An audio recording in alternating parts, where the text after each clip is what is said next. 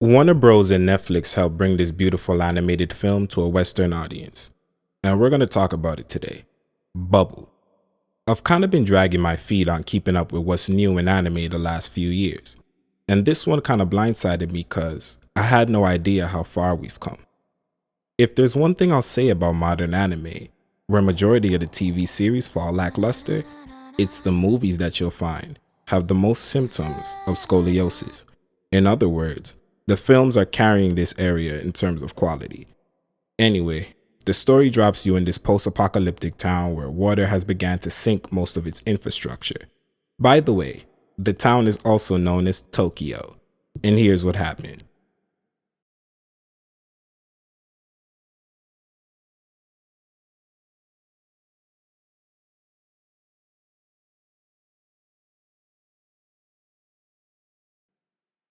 Yeah, so after that, all kinds of scientists come into Tokyo doing research on what's been going on, but had no luck in decoding what caused these events. People started leaving, and now Tokyo is essentially a ghost town. Actually, technically it became illegal to even go there. Then several orphans and other degenerates move in. Actually, go watch the movie and let her finish breaking down the backstory. The central section of the area where Tokyo Tower is has a weird dynamic going on with the gravity, and that's the point of interest for everyone who's inhabited the location. This kid right here has a special connection to it, and there's pretty much our movie. There's more going on, believe me, but you just gotta watch it for yourself to get a better grasp, if you can actually manage to get a grasp on what's going on. More on that later. I guess you could call ties between this and The Little Mermaid. Also, the folklore of siren spirits are loosely injected into the story, but it's so baseline incorporated that unless you know about stuff like that, which I do, you probably would never catch it or even think to look it up. It never fails to amaze me the imagination that comes out of the Japanese. This fictional representation of Japan is one of my favorite ideas I've seen in anime.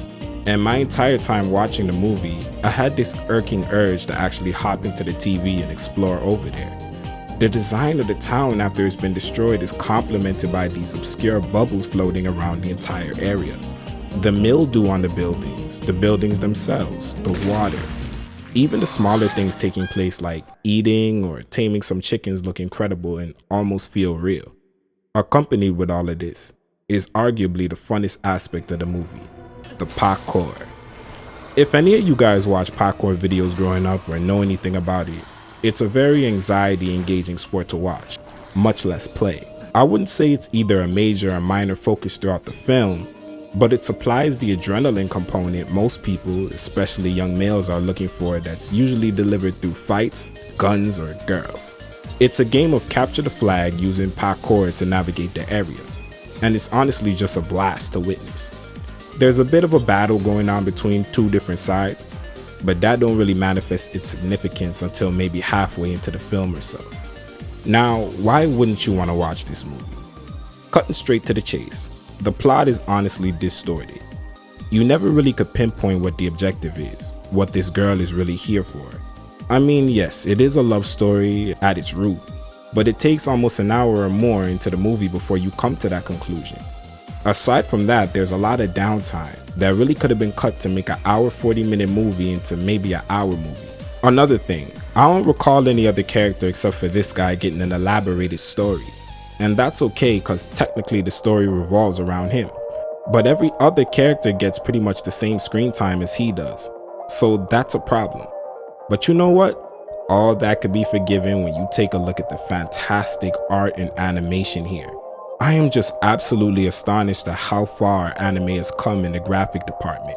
From the colors to the fluidity of the way things maneuver, it encourages you to honestly put the phone or whatever it is that actually distracts you when you watch stuff, put it down and pay attention. This is just outstanding. Now, that being said, the music and other things, yeah, those are whatever. Bubble was satisfying to say the least, and I will be checking for more from Wit Studio, who actually did the first 3 seasons of Attack on Titan, as well as that first season of Vinland Saga before MAPPA took both shows over. Oh yeah, and they did a dual production with Cloverworks on that new show, Spy X Family. So they got some stuff under their belt. Man, a purpose, cast of tolerable characters, a source of action, A beautiful setting presented through beautiful, insane visuals. The movie gets a green light on my end. Yeah, that's pretty much it.